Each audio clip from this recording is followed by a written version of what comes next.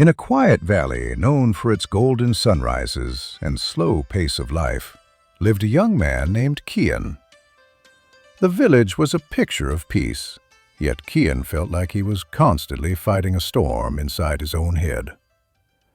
Every morning, the birds sang and the world woke up fresh, but Kian woke up feeling as though he hadn't slept at all. He would sleep for 9, sometimes 10 hours, yet he dragged himself out of bed with heavy limbs and foggy eyes. While his friends were chasing ambitions and learning new crafts with boundless energy, Kian felt stuck in a loop of perpetual exhaustion. The villagers whispered, "Kian has so much potential. Why does he look so defeated?" Kian heard them, and it only made the weight on his shoulders heavier. One evening, unable to bear the fatigue any longer, Kian sat by the riverbank, staring blankly at the flowing water. "Why?" he whispered to the wind. "Why is my body young, but my spirit so old and tired?" "Because you carry the night into the morning," said a calm voice behind him. Kian turned to see Elder Malik, a wandering sage known for his solitude and sharp insight. Malik sat down on a nearby rock, his presence as soothing as the river itself. "I sleep, Elder," Kian protested. "I sleep more than anyone I know, but I wake up drained."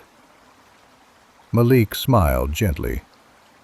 "You treat sleep like a mechanic fixing a car. You think if you park the car for long enough, it fixes itself. But sleep is for the body. Peace is for the mind. If your body sleeps, but your mind is running a marathon of worry, you will never wake up fresh." Kian felt a lump in his throat. The old man had described exactly what he felt, a mind that never stopped spinning. Then how do I stop it? How do I rest? Malik picked up a glass jar from his bag, filled it with muddy river water, and held it up. "Your mind is like this water. All day you stir it with stress, jealousy, fear, and noise.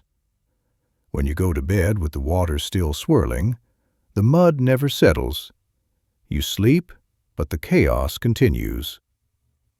"What is the cure?" Kian asked, desperate for an answer. "You must empty the cup before you fill it with dreams," Malik said. "Tonight, try a simple practice. It is not magic, but it is powerful. Spend 5 minutes alone, no distractions. Take a piece of paper and write down 3 specific things. The burden. What stressed or confused you today? Admit it to the paper so you don't carry it in your head. The lesson. What did you learn from today's experience? The intention. What is one small thing you will do better tomorrow?" "That's it?" Kian asked, skeptical.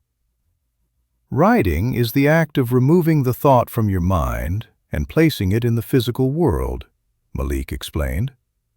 "Once it is on paper, your mind realizes it doesn't need to hold on to it anymore. The mud settles. The water becomes clear."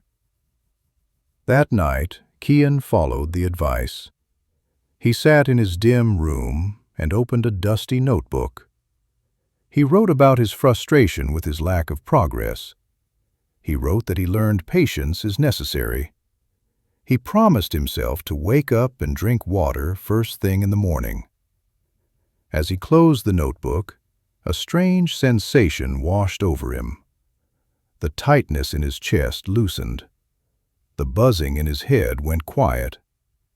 For the first time in years, he didn't just close his eyes, he truly shut down. Kian woke up before the sun. There was no alarm, no struggle. His eyes snapped open, and he felt a surge of electricity in his veins. The fog was gone. He walked outside, breathed in the cool air, and smiled. He felt light, Kian continued the empty cup habit every single night. The change was undeniable. His skin looked healthier, his stride was confident, and his focus was sharp.